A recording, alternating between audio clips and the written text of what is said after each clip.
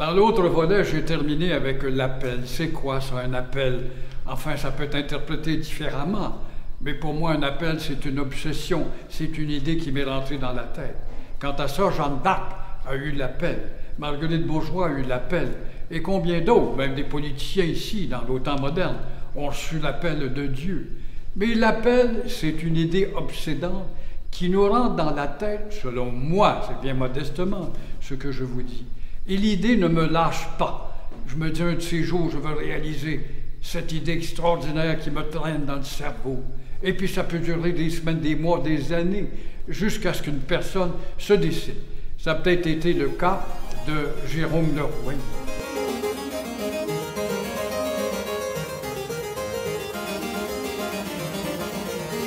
Mais ce fameux Jérôme de Leroyer avait une imagination plus que fertile, croyez-le ou non. En lisant ces textes, en lisant les textes des Jésuites, avait-il déjà imaginé dans sa tête à un point tel où il décrivait l'île de Montréal et son beau fleuve limpide que les Français appelaient déjà le majestueux? Il décrivait même la présence d'une montagne dans cette île. Il n'avait jamais mis les pieds ici.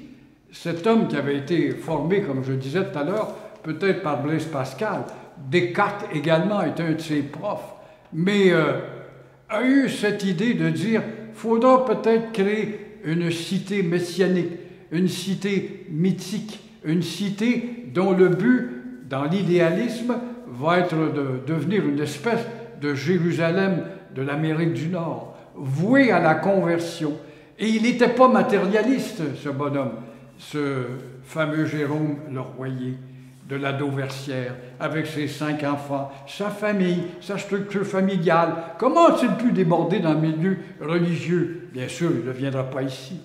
Il va aller voir le baron de Fancan, qui a quelques sous. Il faut quand même créer une cagnotte pour partir un projet d'envergure. Et il va aller voir ce personnage extraordinaire qui est ici derrière moi, Jean-Jacques Ollier, le grand fondateur Jean-Jacques Ollier, dont le nom apparaît justement à la porte de collège, de noms de rues dans les villes du Québec. Et tant mieux de rappeler par la toponymie ce personnage important, qui n'a jamais mis les pieds ici en Nouvelle-France, à Ville-Marie.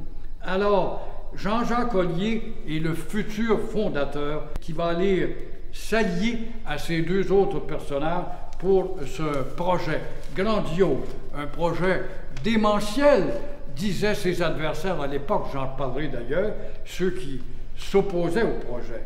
Alors les historiens ont parlé à juste titre du XVIIe siècle comme le siècle des âmes. On a appelé ça dans ces bouleversements justement ce tripotage d'idées nouvelles en réplique au projet de réforme de Martin Luther ou Calvin ou encore Henri VIII qui est arrivé lui beaucoup plus tôt quand même. Alors de nouvelles communautés religieuses et des œuvres de charité vont naître un peu partout. Ça fleurit en France et pourquoi pas en amener ici en Nouvelle-France. Alors dans ce contexte, l'exploration des Amériques va exalter les esprits. Voilà l'idée de l'appel qui vous trotte dans la tête et qui va faire en sorte qu'elle va se concrétiser. C'est un peu ça l'appel si on veut.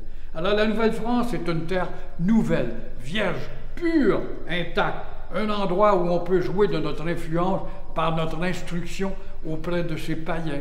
On va choisir d'abord les Hurons, les missionnaires, tant récollets que jésuites, étaient allés patauger dans ces terres au lac Huron. Certains vont finir sur un bûcher, ils vont devenir des martyrs canadiens, comme on le sait, et la petite histoire nous l'a bien appris.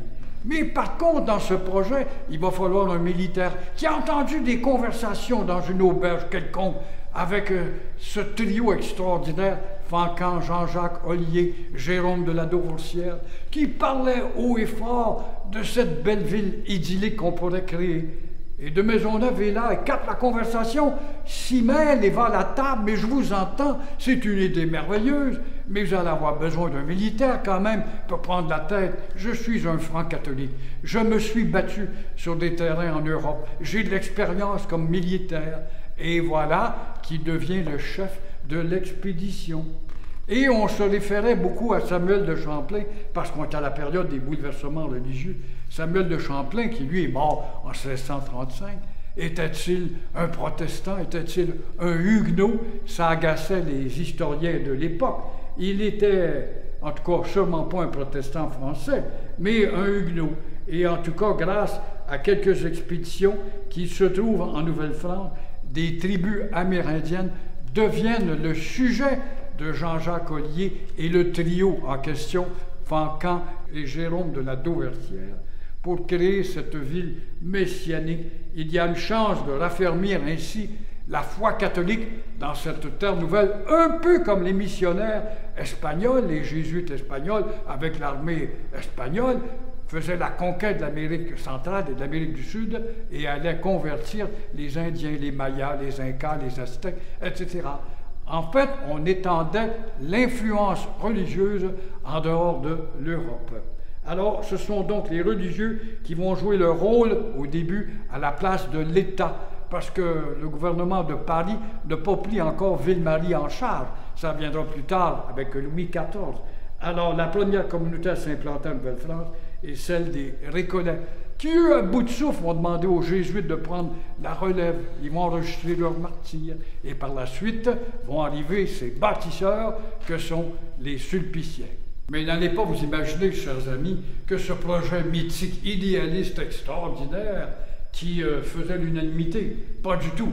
Il va arriver des objecteurs de conscience pour dire justement que ces fous et ces folles de Dieu ne devraient pas venir en Amérique. Pourquoi?